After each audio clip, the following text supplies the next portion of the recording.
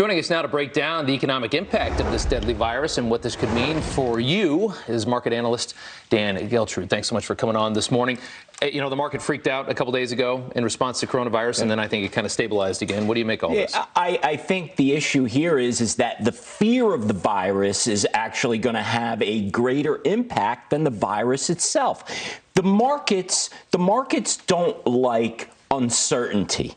But what do we see in the American stock markets right now? We see them surging back up. What that tells me is that the potential interruption in the supply chain is not going to be as significant as some others may have felt. Now, that doesn't mean that China's not going to be impacted. There's no question about the fact that China's going to feel it. And look, if we go back to 2002, 2003, we had the SARS outbreak. Right, but this has already passed that. It has passed it, but it doesn't seem to be as deadly, although it is moving much more quickly. Now, the issue from back then, huge impact on China. China was not quite as interconnected with the rest of the world as they are now. But for some reason, you speak about the strength of the American economy and the strength of the market to even be able to withstand potential major interruptions in China is really uncanny.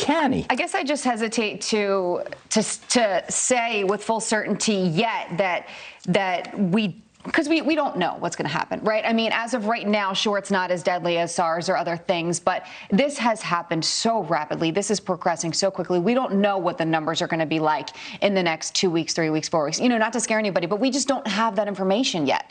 So how do you anticipate perhaps the markets reacting and changing over the course of time?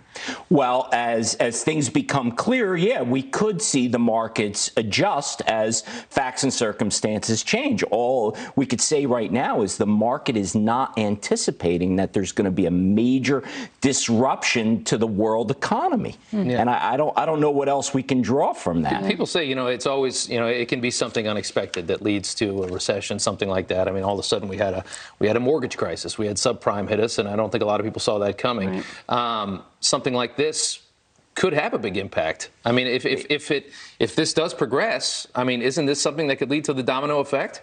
It could. I personally don't believe that's the direction it's going to go. I don't think that's where we're going to go with this particular situation. Not that it's not serious, not that we don't have to be concerned about it, but I just don't see it right now turning into something that's going to have major economic impact, at least for the United States. I hope that you are right, sir. Thank you so much for your time. Thank you. Good to see you.